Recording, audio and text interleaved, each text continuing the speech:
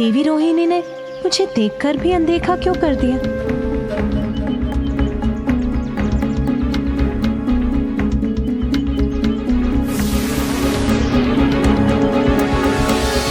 सभी देवता, यक्ष, गंधर्व एक ही दिशा में कहाँ जा रहे हैं?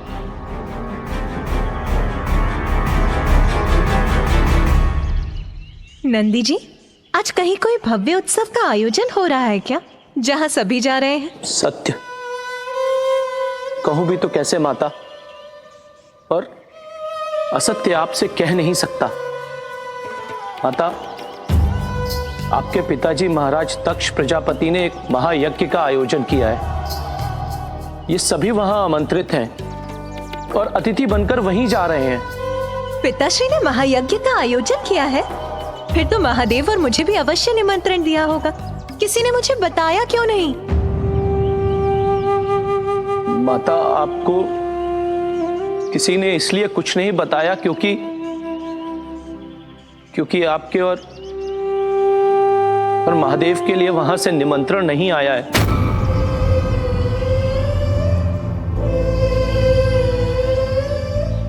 हाँ, तो ये भी उचित है। पिताश्री को अपनी पुत्री को बुलाने के लिए निमंत्रण भेजने की क्या आवश्यकता है? पिताश्री के महायज्ञ में जाना तो पुत्री का कर्तव्य होता है। मुझे महादेव से बात करनी होगी। हमें शीघ्र प्रस्थान करना चाहिए। माता सुनिए, माता।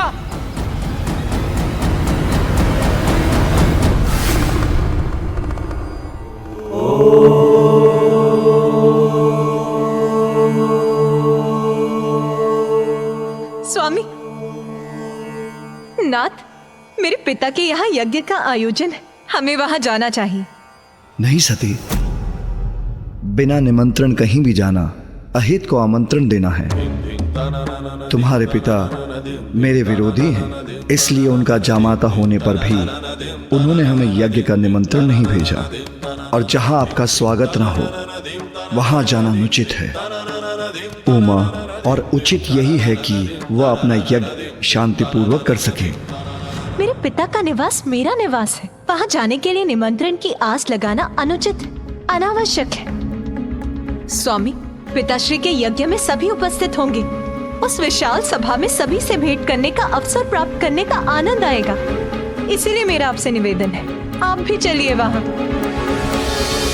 सती, जो बिना बुलाए कहीं जाते हैं वो अनादर के पात्र बनते हैं। ऐसा अनादर जो मृत्यु से भी अधिक कष्टदायी होता है।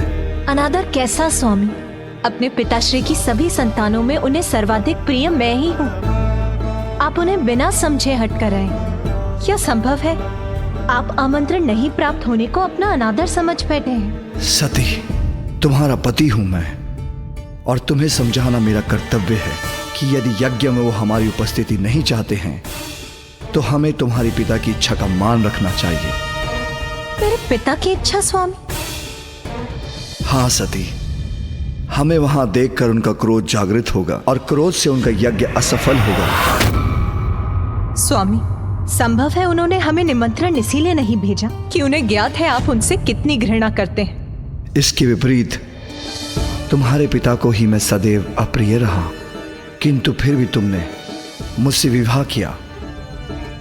जिस विवाह को स्वीकार करने के लिए ब्रह्मदेव ने उन्हें विवश किया, इस बात से वो आज तक व्यथित हैं, जिसके कारण वो मात्र मुझसे ही नहीं, वो तुमसे भी क्रोधित हैं। आप दोनों के परस्पर मतभेद का प्रभाव मैं स्वयं पर नहीं ले सकती। चलिए प्रभु, हमें जाना चाहिए।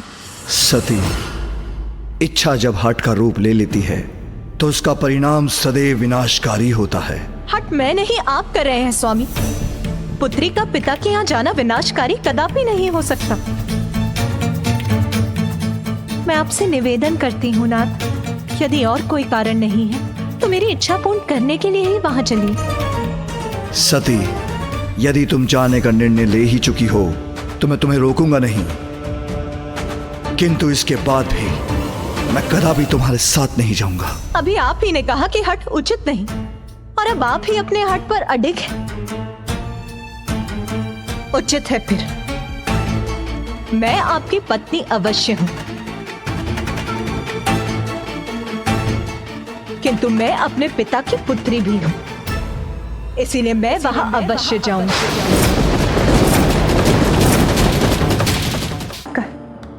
कि विवाह के उपरांत प्रथम बार मैं वहां अकेले ही जाने के लिए विवश हूँ। जैसी तुम्हारी इच्छा, किंतु नंदी और अन्य गणों को अपने साथ लेके जाना।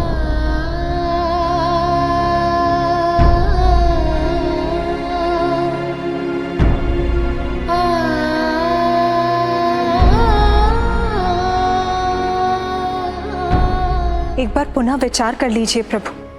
अपने किए पर विचार करने पर विवश तो तुम होंगी सती। वहां जो भी हो, अपना संयम मत खोना। आपके संशय का कारण मैं समझ ही नहीं पा रही हूं। वहां कुछ भी अनुचित घटेगा, इसकी तनिक भी संभावना नहीं है नाथ।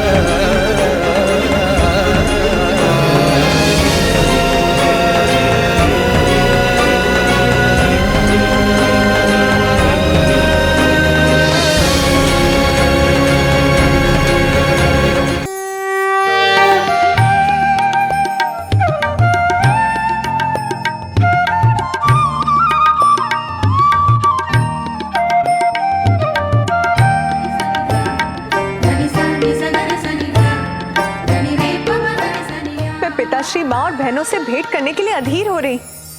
आप यही प्रतीक्षा कीजिए, मैं भीतर जाती हूँ।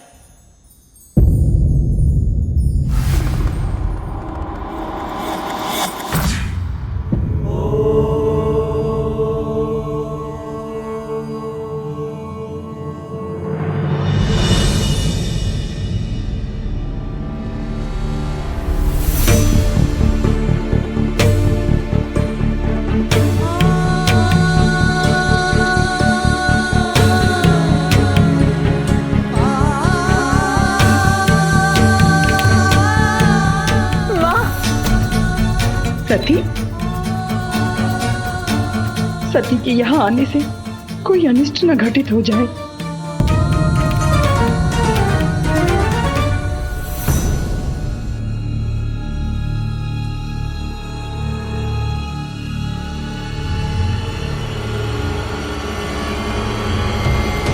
ये सभी मेरी अवहेलना क्यों कर रहे हैं? माँ! सती पुत्री, तुम यहाँ?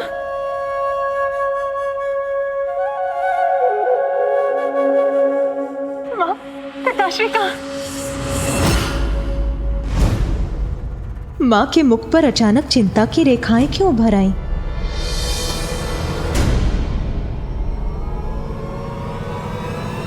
पिताश्री!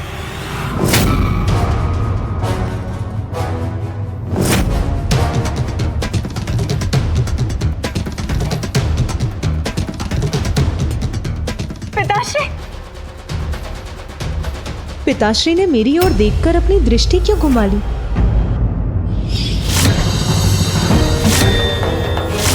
पिताश्री के मुख पर आई इस दुखद भाव से प्रतीत होता है कि अवश्य ही वहाँ कोई अप्रिय घटना घटी होगी।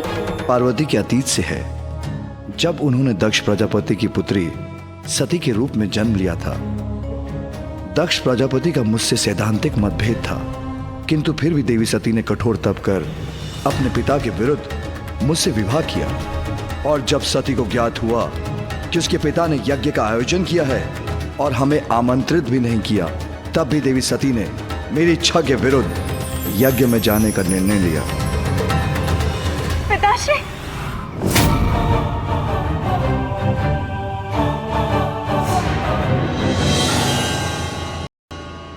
पिताश्री! पिताश्री ने मेरी ओर देखकर अपनी दृष्टि क्यों घुमा ली? प्रणाम।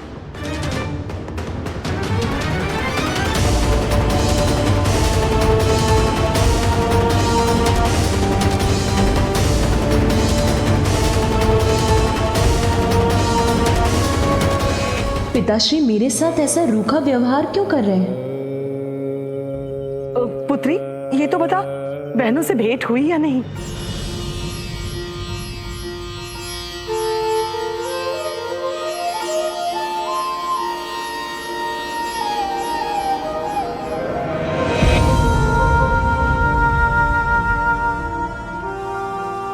देवी प्रसूति, सभी महत्वपूर्ण अतिथि आ चुके हैं, इसलिए हमें अब यज्ञ आरंभ करना चाहिए।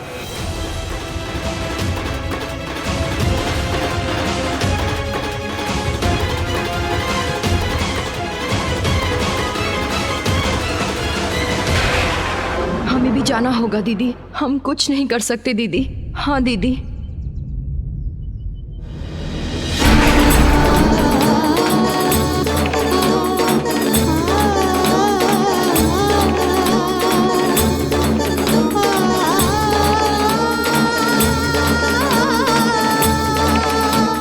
यहाँ तो सभी मुझसे बच रहे हैं।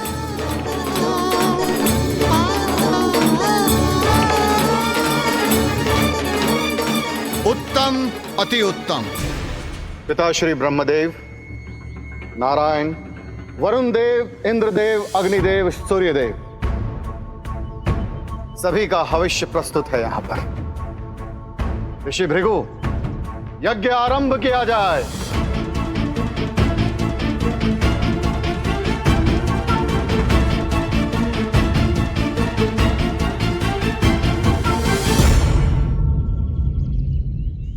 समस्त देवताओं का भाग है इसमें, तो महादेव का क्यों नहीं?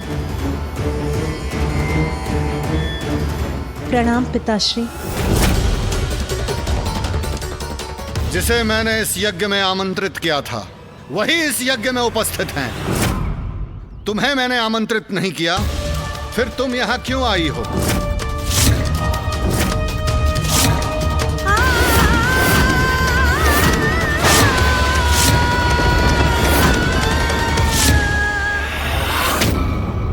पिताश्री जो कर रहे हैं वो अनुचित है। पिताश्री, आपका क्रोध मुझसे, इसीलिए आपने मुझे आमंत्रित नहीं किया, उचित है। यह अधिकार है आपका, किंतु आप अपने क्रोध में परम मंगलकारी महादेव को ही भूल गए।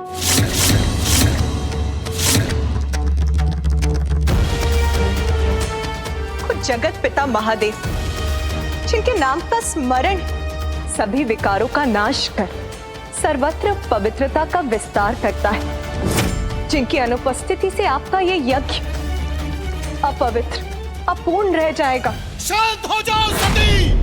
शांत हो जाओ सती!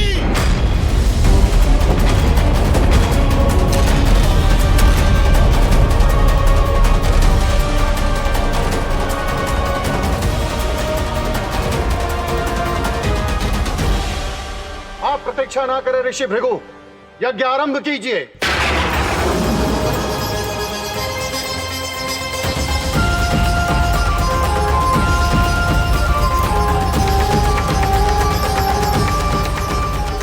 द्रव, मंत्र, हव, ये सभी जिनके स्वरूप, उन्हीं भगवान शिव से रिक्त आपने अपना ये यज्ञ कैसे आरंभ कर दिया पिताश्री? विष्णुदेव, ब्रह्मदेव, मैं आपसे भी प्रश्न करती, महादेव के बिना तो त्रिदेवों की त्रिमूर्ति अधूरी है। फिर उनके यहाँ ना होने पर आप सभी इस यज्ञ में कैसे भाग ले रहे हैं?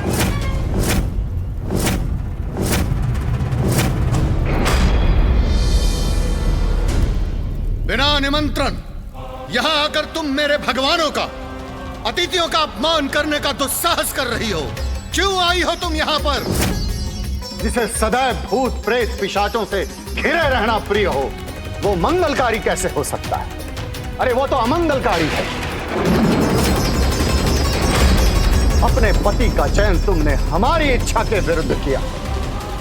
जिसके प्रेम में अंधी होकर तुमने पिता पुत्री के संबंध का सम्मान नहीं किया, जिसके अवगुण नहीं देख पाती हो तुम, उस शिव की तुलना तुम मेरे भगवानों से कर रही हो। अरे वो शिव अमंगलीय है,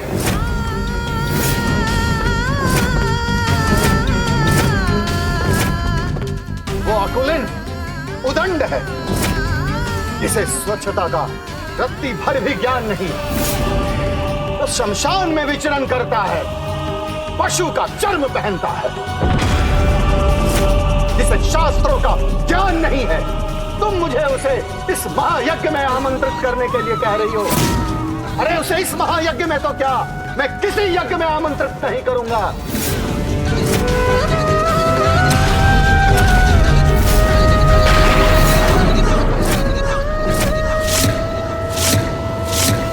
और हां, एक बात ध्यान से सुन लो, जब तुम मेरे यज्ञ में आ ही गई हो तो अपने लिए कोई स्थान ग्रहण कर लो। और हां, यज्ञ के उपरांत एक साधारण भिक्षुनी की तरह भोजन करने के बाद अपने भविष्य का भाग अवश्य लेती जाना, और साथ में आभूषण और स्वर्ण भी लेती जाना, क्योंकि तुम्हारा साधारण भिक्षुक पति तुम्हें ये वस्तुएं प्रदान नहीं कर सकता।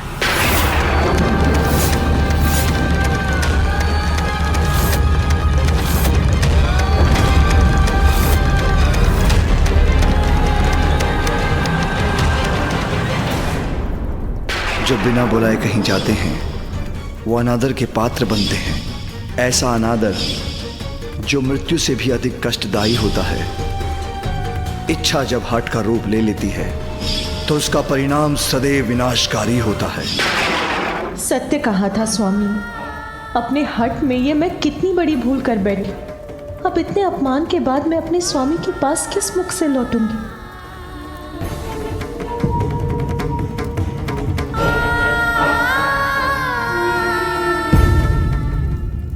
शिव, 2 अक्षरों के इस नाम में ही इतनी महिमा है कि इसके उच्चारण मात्र से ही व्यक्ति पाप रहित हो जाता है, उसका उद्धार हो जाता है।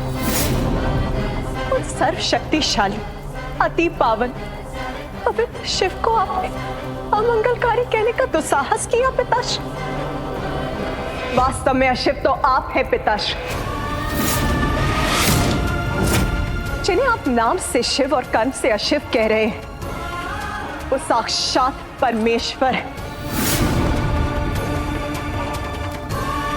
जो समस्त शास्त्र, समस्त नियमों, शुद्ध और अशुद्ध के भेद से परे, जिनके स्पर्श से गंगा भी पवित्र हो जाती, वो पवित्र कैसे हो सकते हैं? इसीलिए उन्हें अपवित्र कहने वाले उद्दंड और अकुलीन तो आप है पिता, आप है पिता, आप है पिता।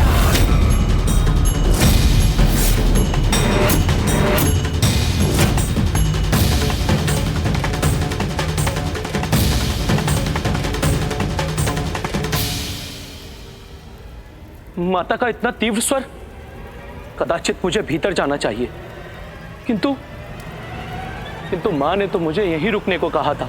क्रोध और अहंकार के अंधकार ने मेरे पिता के बुद्धि और विवेक को हर लिया, किंतु आप सभी को क्या हो गया? क्या आप भूल गए कि वो परम ब्रह्मा है?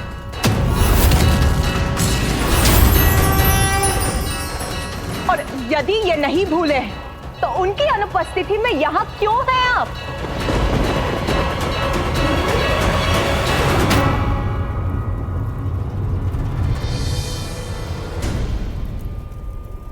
प्रजापति दक्ष, जिन शिव को आप भिक्षुक बुला रहे हैं, उन्हीं की दया और भिक्षा से हम सभी का अस्तित्व है।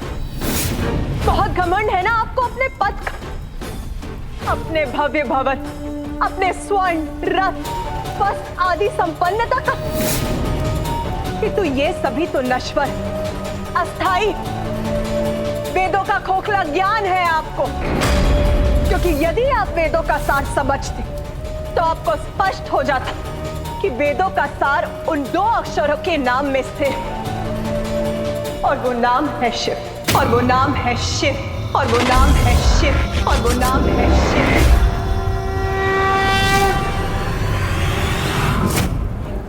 आपने अपनी जीवा से परमेश्वर का अपमान किया है,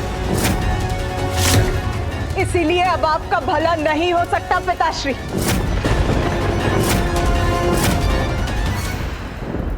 जो महादेव की निंदा करता है और जो मौन रखकर उनकी निंदा को सुनता है, वो सभी महादेव के अपराधी हैं।